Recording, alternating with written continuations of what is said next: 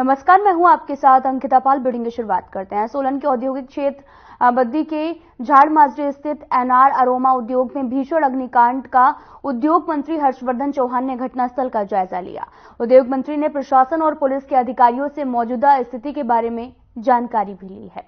उद्योग मंत्री ने कहा कि इस हादसे से सबक लेकर प्रदेश सरकार ये सुनिश्चित बनाएगी कि इस कंपनी जैसी दुर्भाग्यपूर्ण घटनाओं की पुनरावृत्ति न हो। उन्होंने ये भी कहा कि जल्द ही कई विभागों की टास्क फोर्स बनाकर उन्हें बद्दी, बरोटीवाला, नालागढ़ में स्थापित उद्योगों का निरीक्षण किया जाएगा ताकि उद्योगों में कामगारों की सुरक्षा के लिए सभी आवश्यक कदम उठाए जाएं। हर्षवर्धन चौहान ने सोमवार को बद्दी में कई विभागों के अधिकारियों और कई उद्योगों के प्रतिनिधियों के साथ में बैठक की है। उद्योग मंत्री ने कहा कि सीएम सुखविंदर सिंह सुक्खू इस दुखद घटना से आहत हैं। उन्होंने इस मामले में समुचित कार्रवाई के निर्देश पहले ही जारी कर दिए हैं। साथ ही ये भी कहा कि मुख्यमंत्री ने स्पष्ट निर्देश दिए हैं कि ये दुखद घटना के दोषियों के विरुद्ध जो है वो कार्रवाई की जाएगी और ये सुनिश्चित किया जाएगा कि प्रदेश के उद्योगों में काम कर रहे श्रमिक सुरक्षित रहें।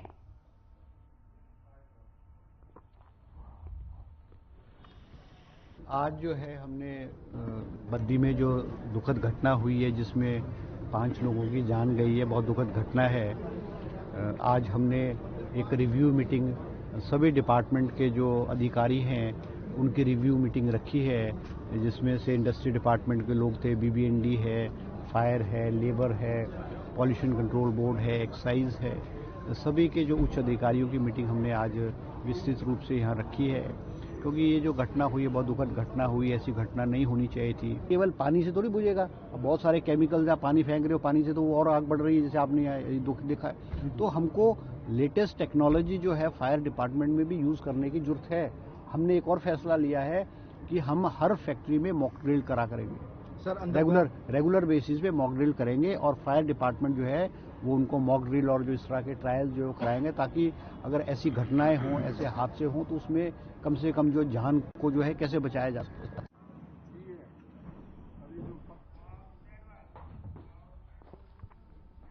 खबर सोलन से है, जहां पर जिला शिकायत निवारण समिति की बैठक में स्वास्थ्य मंत्री डॉक्टर धनीराम शांडिल ने अधिकारियों को जनता की समस्याओं को प्राथमिकता से निपटाने के आदेश दिए हैं। आपको बता दें कि स्वास्थ्य मंत्री ने कहा कि जनता की समस्याओं का निपटारा करना ही सरकार का मुख्य उद्देश्य है। ये बात स्वास्थ्य मंत्री ने सोलन में जिला शिकायत निवारण समिति की बैठक की अध्यक्षता करते हुए कही है। और इस बैठक में 53 मुद्दों पर चर्चा हुई। अधिकतर समस्याओं का निपटारा मौके पर ही किया गया। शेष समस्याओं के निपटारों का आदेश स्वास्थ्य मंत्री ने अधिकारियों को दिया है। स्वास्थ्य मंत्री डॉक्टर धनीराम शांडिल ने बताया कि बैठक की अपनी ही एक उपयोगिता है, जनता की समस्याओं का निपटारा इसमें किया जाता है।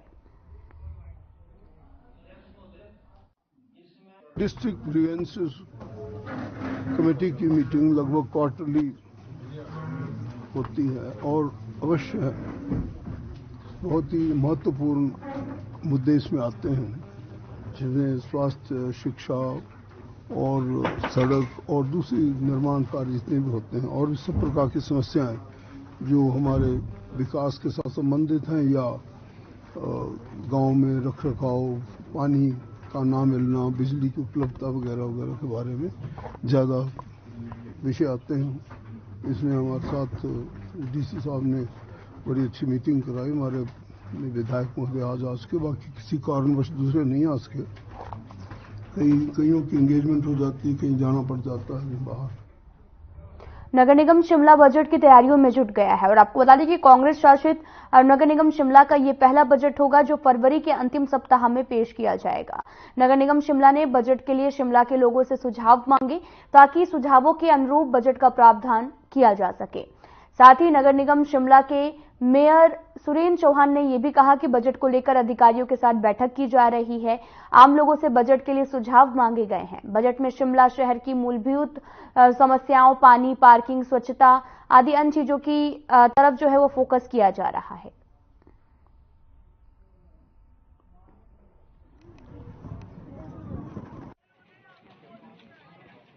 हमारे बजट की तैयारी चल रही है। आज मैंने नगर निगम आयुक्त को कहा है कि वो आज अपने और सारे एचओडीज के साथ बैठक करे और पूरा 2-3 दिन में उसको कंपाइल करके वो मेरे पास पहुंचाएंगे।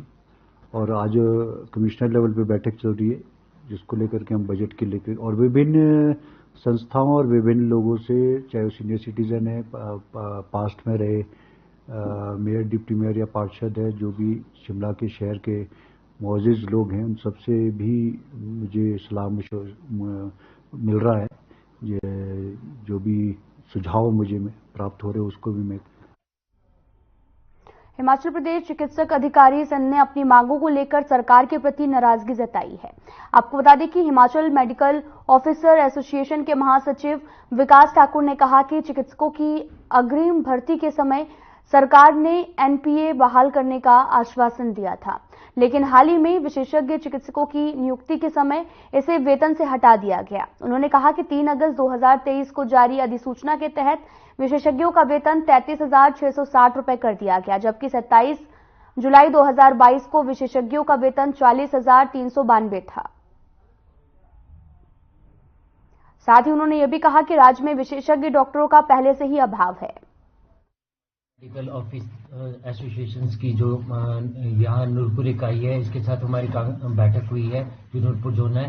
तो इसमें हमारे जो अभी स्टेट में जो मुद्दे चल रहे हैं, जो हम काले बिल्ले लगा रहे हैं, इनके बारे में रोष जो प्रकट कर रहे हैं, उन मांगों के संदर्भ में गहन वार्ता हुई। तो हम यह बताना चाहते हैं कि हमारे चिकित्सकों के जो प्रमोशंस के पद हैं वो बहुत कम है। ठीक है, इस संदर्भ में जो सेंट्रल हेल्थ सर्विसेज है, उन्होंने जो हमारे डॉक्टर्स हैं उनको डायनेमिक कैरियर प्रोग्रेशन स्कीम दी, जिसे देश के विभिन्न राज्यों जैसे बिहार, एमपी में भी लागू कर दिया गया है, उसे हिमाचल में भी लागू किया जाना चाहिए।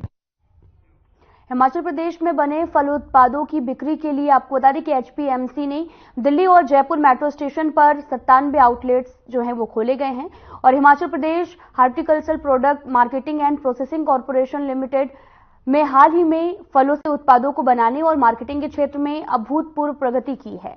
यह बढ़ोतरी शिमला के पराला में हाल ही में स्थापित किए गए फ्रूट प्रोसेसिंग प्लांट और साथ ही अन्य बदलाव का नतीजा है, जिसके चलते फलों के कई उत्पाद को बनाने में तेजी आई है। साथ ही मार्केटिंग के क्षेत्र में कई प्रयास भी किए गए हैं।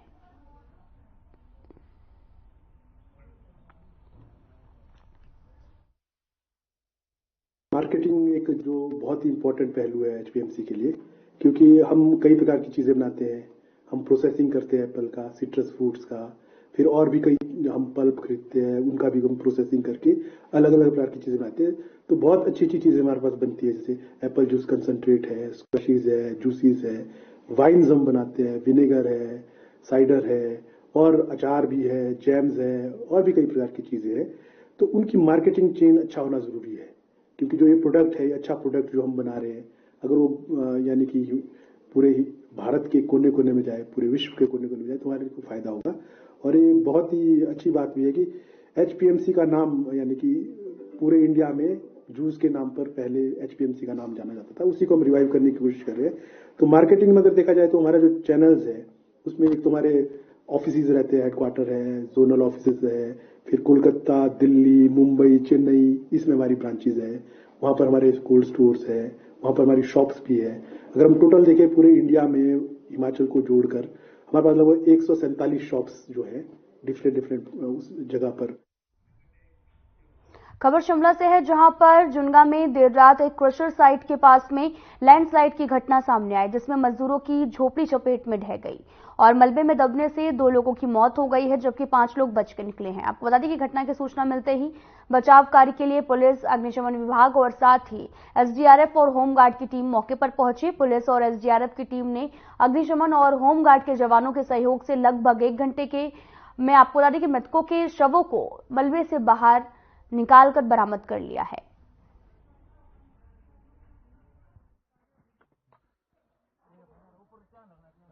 अश्विनी खड्ड के पास, पुल के पास एक क्रशर है, वहां पर रात को लगभग 1:30 बजे भूस्खलन हुआ। उसी में जो पहाड़ी की साइड को एक छोटी सी झोपड़ी थी, जिसमें 2 मंजिला थी वो, जिसमें 2 लोग ऊपर सोए हुए थे और 5 लोग नीचे थे।